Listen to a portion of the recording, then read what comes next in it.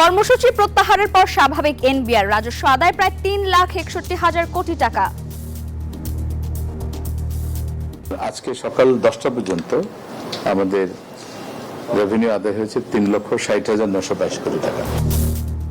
গতি ফিরছে বন্দরে। স্বপ্রণোদিত হয়েই এনবিআর এর 6 কর্মকর্তার বিরুদ্ধে অনুসন্ধানে দুদক, দাবি অর্থ উপদেষ্টার পক্ষপাতিত্ব ছাড়া কাজ করার আহ্বান এবং বাতিল করা 37টি নবায়নযোগ্য বিদ্যুৎ প্রকল্প পুনর্মূল্যায়নের পরামর্শ সিপিডির। আমলাতান্ত্রিক জটিলতায় থমকে আছে বিনিয়োগ।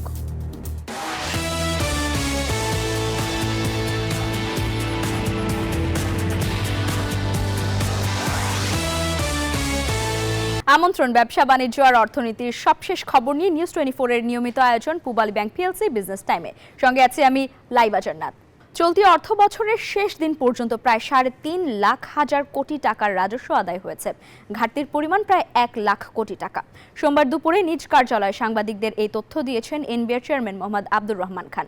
সংকোচনমূলক মুদ্রানীতির কারণে অসুবিধাজনক বাণিজ্য পরিস্থিতিতে রাজস্ব আহরণ বাড়ানো সম্ভব নয় বলে মনে করেন অর্থনীতি বিশ্লেষকরা। 2 দিনের অচলাবস্থা শেষে সোমবার সকাল থেকে স্বাভাবিক অবস্থায় ফিরেছে জাতীয় রাজস্ব ভবন। অর্থ বছরের গুরুত্বপূর্ণ মে এবং জুন মাসের 19 দিনই কার্যত অচল ছিল রাজস্ব কার্যক্রম। গেল 2 দিন কমপ্লিট শাটডাউনে যা পুরোপুরি বন্ধ হয়ে যায়। তবে সরকারের কঠোর অবস্থান এবং ব্যবসায়ীদের আশ্বাসের পর জুনের শেষ দিন আবারও কর্মমুখর জাতীয় রাজস্ব ভবন। কাজ করতে ভালো লাগতেছে, কাজ শুরু হয়েছে। অফিসটা অফিসের মতো চলুক, তাহলেই শান্তি, আমাদের শান্তি, দেশেরও শান্তি। এখন আমরা স্বাভাবিকভাবে কার্যক্রম চালিয়ে যাচ্ছি। আমাদের যে অর্পিত দায়িত্ব সেটা তো আমরা পালন করতেই চাই এবং আমরা আমাদের সে অর্পিত দায়িত্ব পালন করছি। এদিকে এবারও রাজস্ব আহরণ লক্ষ্যমাত্রা অর্জিত হয়নি। অর্থ বছরের শেষ দিন পর্যন্ত যে রাজস্ব আদায় হয়েছে সেখানে ঘাটতি প্রায় 1 লাখ কোটি টাকা। দুপুরে এক সংবাদ সম্মেলনে সার্বিক পরিস্থিতি তুলে ধরেন এনবিআর চেয়ারম্যান। লক্ষ্যমাত্রা পূরণে ব্যর্থ হওয়ার বড় কারণ হিসেবে সবশেষ আন্দোলনকে দায়ী করেন তিনি। দাবি করেন গেল বছরের তুলনায় এবার রাজস্ব আদায় বেশি হয়েছে। আজকে সকাল 10টা পর্যন্ত আমাদের রেভিনিউ আদায় হয়েছে 3,60,922 কোটি টাকা। গতবারের চেয়ে বেশি হবে এটা নিশ্চিত, কিন্তু আমরা যেরকম আশা করেছিলাম হয়তো একটু তো হোঁচট খেয়েছে এই কয়দিনের কাজকর্মে।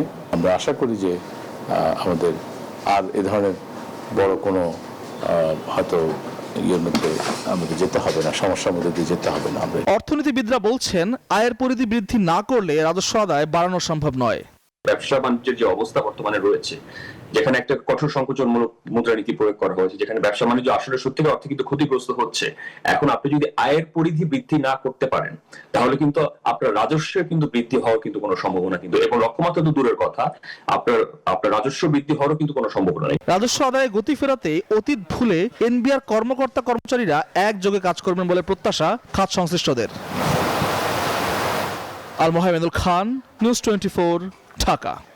এনবিআর এর কর্মকর্তা কর্মচারীদের শাটডাউন কর্মসূচি প্রত্যাহারের পর আবারও প্রাণ ফিরেছে সারা দেশের বন্দরগুলোতে। কর্মব্যস্ত সময় পার করছেন কর্মকর্তারা।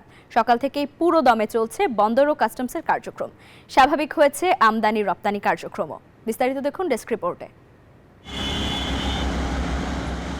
চট্টগ্রাম বন্দরে চলছে পণ্য ওঠানামার কাজ।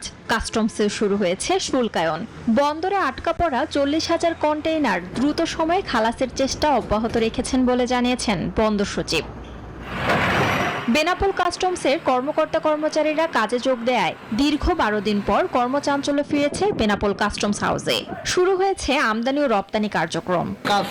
আমরা অনেক খুশি। দীর্ঘ 7 দিন আমরা বেকার বসেছিলাম, কোনো কাজে বসেছিলাম না। গতকালকে একটা সিদ্ধান্ত হয়েছে যে আজকে সোমবার, আজকে থেকে কাজ হবে, সেই জন্য আমরা আজকে কাজ করতে আসছি। দিনাজপুরের হিলি স্থলবন্দরের আমদানি রপ্তানি কার্যক্রম আবারও শুরু হয়েছে। সকালে এনবিআর এর কর্মকর্তারা অফিসে যোগ দিয়েছেন। ভারত থেকে হিলি পানামা পোর্টে ট্রাক আসতে শুরু হয়েছে। কর্মব্যস্ততা ফিরে আসায় ব্যবসায়ী ও শ্রমিকদের মধ্যেও স্বস্তি ফিরেছে। শাটডাউন কর্মসূচি প্রত্যাহার করায় ব্রাহ্মণবাড়িয়ার আখাউড়া স্থলবন্দরেও সকাল থেকে ভারতের রপ্তানির জন্য বিভিন্ন পণ্য বন্দরের ট্রাক ইয়ার্ডে আনা হয়েছে।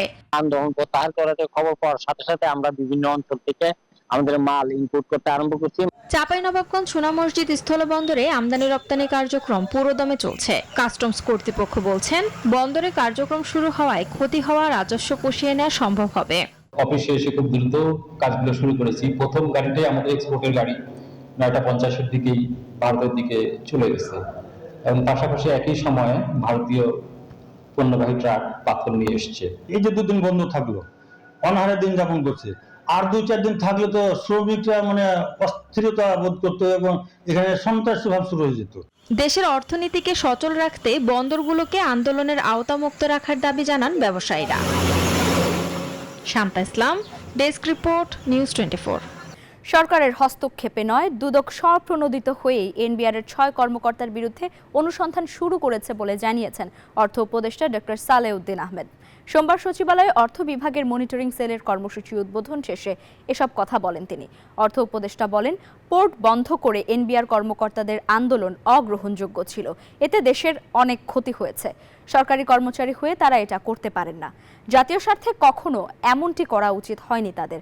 এখন স্বচ্ছতার সাথে কাজ করলে কারো বিরুদ্ধে ব্যবস্থা নেওয়া হবে না। পক্ষপাতিত্ব ছাড়া কাজ করে যাওয়ার আহ্বানও জানান অর্থ উপদেষ্টা। বলেন, স্থবিরতা কাটিয়ে এনবিআরে আবার কাজের গতি পাওয়ায় সন্তুষ্ট সরকার। দুদকও আমাদের ব্যাপার না, দুদক দেখবে যদি ফ্যাক্ট থাকে ইস্যু করবে। আর এটা ভাবতে পারেন যে এই সময় ওরা শুরু করলো কেন, কিন্তু শুধু এনবিআর না, তার দুনিয়ার লোকের এসে আমার কাছে ডেইলি লোক আসে, আমার অ্যাকাউন্ট বন্ধ হয়ে গেছে, কত কিছু। আজকে আমার কয়েকজন ব্যবসায়ী টেলিফোন করে বলছে অনেক লস হয়ে গেছে। আমি ঠিক আছে, এখন আপনার রিকুপ করে।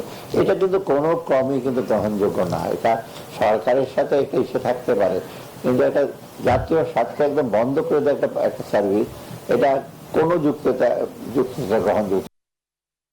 আওয়ামী লীগ শাসনামলে যে 37টি নবায়নযোগ্য বিদ্যুৎ প্রকল্প বাতিল করেছে অন্তর্বর্তী সরকার, তা পুনর্মূল্যায়নের পরামর্শ দিয়েছে বেসরকারি গবেষণা সংস্থা centre for policy dialogue CPD. বাতিল হওয়া প্রকল্প নিয়ে ভাবা যেত বলে মনে করেন দেশের জ্বালানি নিয়ন্ত্রক সংস্থা বাংলাদেশ এনার্জি রেগুলেটরি কমিশনের চেয়ারম্যান। রাজধানীতে এক সংলাপে এসব কথা বলেন তারা। আমলাতান্ত্রিক জটিলতায় এই খাতে বিনিয়োগ থমকে আছে বলেও অভিযোগ করেন বক্তারা। দেশে জ্বালানি সংকট কাটাতে 2030 সালের মধ্যে 20% এবং 2040 সালের মধ্যে 30% বিদ্যুৎ নবায়নযোগ্য উৎস থেকে উৎপাদনের সক্ষমতা তৈরির লক্ষ্য নির্ধারণ করেছে সরকার। এই খাতে দেশি বিদেশি বিনিয়োগকারীদের আগ্রহ আছে, তবে আমলাতান্ত্রিক জটিলতা সহ নানা কারণে কাঙ্ক্ষিত বিনিয়োগ মিলছে না। রাজধানীর গুলশানের একটি হোটেলে centre for policy dialogue CPD আয়োজিত সংলাপে সংস্থাটির গবেষকরা বলেন, অন্তর্বর্তী সরকার নবায়নযোগ্য জ্বালানি খাতের 37টি প্রকল্প বাতিল করায় বিদেশি বিনিয়োগকারীরা আরও নিরুৎসাহিত হচ্ছে। সবগুলোই রাজনৈতিক উদ্দেশ্য প্রণোদিত মনে করার দরকার নেই। এটাতে বিদেশি বিনিয়োগকারীরা রয়েছেন, তারা ইতিমধ্যে বিনিয়োগ করে ফেলেছেন এবং প্রায় $300 মিলিয়ন মতো বিনিয়োগ হয়েছে। এই যে একটা বড় স্ট্যান্ডার্ড অ্যাসেট নিয়ে তারা বসে আছে, এটা আমাদের বিনিয়োগ পরিবেশের জন্য ইতিবাচক নয়। সিপিডির দাবির সঙ্গে সহমত জানিয়েছেন দেশের জ্বালানি নিয়ন্ত্রক সংস্থা বাংলাদেশ এনার্জি রেগুলেটরি কমিশনের চেয়ারম্যানও। অন্তর্বর্তী সরকার যে এলওআই গুলি বাতিল করেছে, তারা প্রস্তাব করেছেন এটা এগুলি রিভিউ করার জন্য। এর মধ্যে যুক্তি রয়েছে এই যে বিনিয়োগ এটি বিপন্ন, ফলে আমার ধারণা যে রিভিউর যদি সুযোগ থাকে সরকার নিঃসন্দেহে সেই সুযোগ নেবেন এবং যেগুলি উপযুক্ত সেগুলি রিভিউ হয়তো করবেন। সেমিনারে উদ্যোক্তারা বলেন, এই খাতে বিদেশি বিনিয়োগকারীদের আকর্ষণে স্পষ্ট নীতিমালা নেই।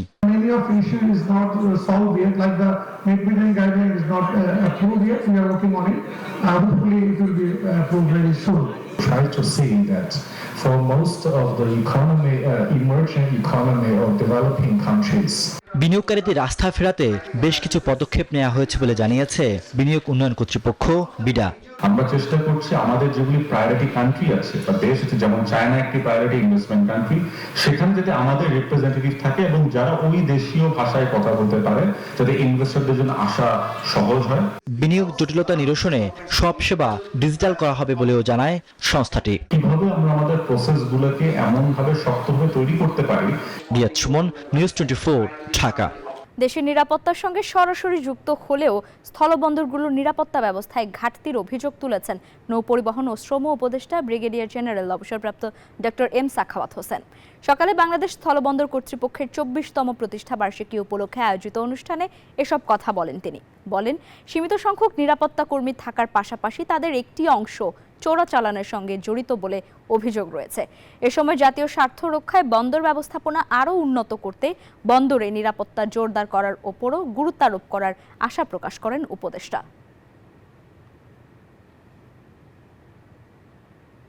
স্থল বন্দর সরাসরি আমাদের দেশের প্রোটেকশন বা আমাদের দেশের নিরাপত্তার সাথে জড়িত, যেগুলো সরাসরি পোর্টের সাথে জড়িত আমাদের সেই রকম বন্দরগুলোকে এর আওতায় আনতে হবে।